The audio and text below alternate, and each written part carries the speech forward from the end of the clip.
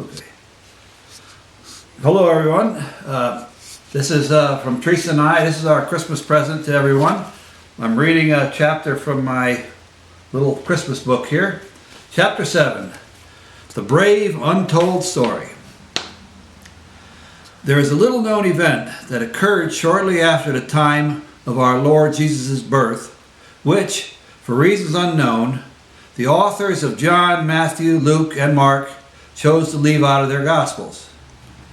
The wondrous Bible story of the shepherds out tending their flocks around Bethlehem and their seeing a star in the sky announcing the birth of the newborn king is all well known. Likewise known is the tender nativity story of the infant Jesus lying in the manger, surrounded by and being warmed by the breasts of the sheep, cows, and donkeys. But what was not told in the good gospel stories was that there were also reindeer at the nativity of Jesus. It turns out that one of the three wise men from the east was actually more from the northwest, from the area of present-day countries of Russia and Finland. It was this wise man who brought along his herd of 9 reindeer. And it's the exploits of these reindeer's selfless courage that night which is one of the greatest untold stories of all times. It turns out that while the nativity scene we are all familiar with was playing itself out, a savage battle of monumental consequence was occurring in the pasture land surrounding the stable. King Herod in Jerusalem, upon hearing of a newborn king being born in Bethlehem, sent an armed patrol of Roman guards out to find the baby Jesus with orders to then kill him.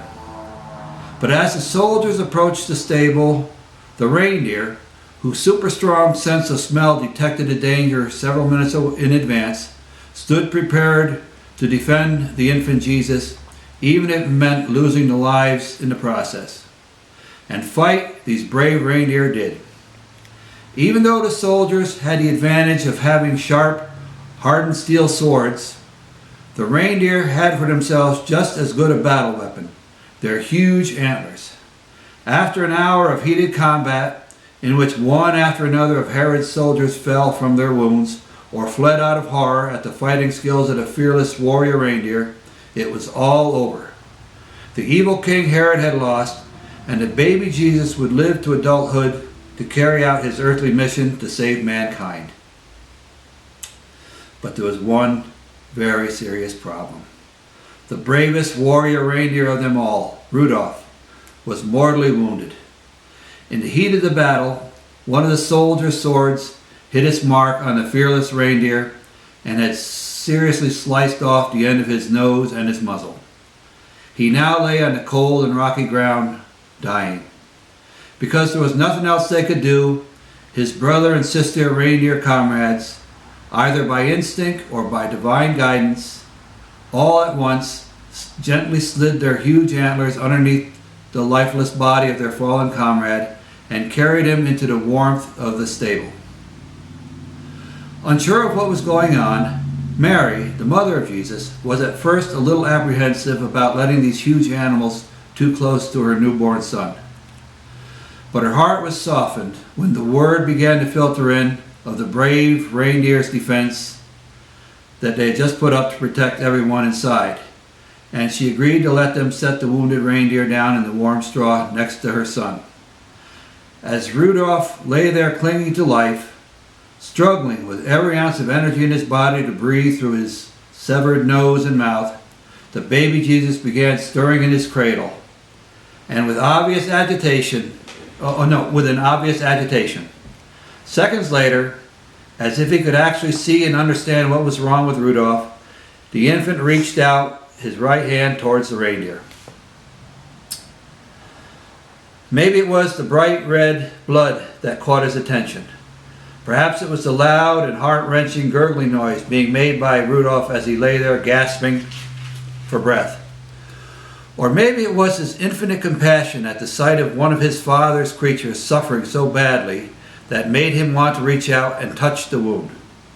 Whatever the reason was, seeing that Jesus wanted to be closer to this brave reindeer, the wise men from the north knelt down next to Rudolph and very gently lifted the reindeer's head upwards so that it would be in reach of the newborn king.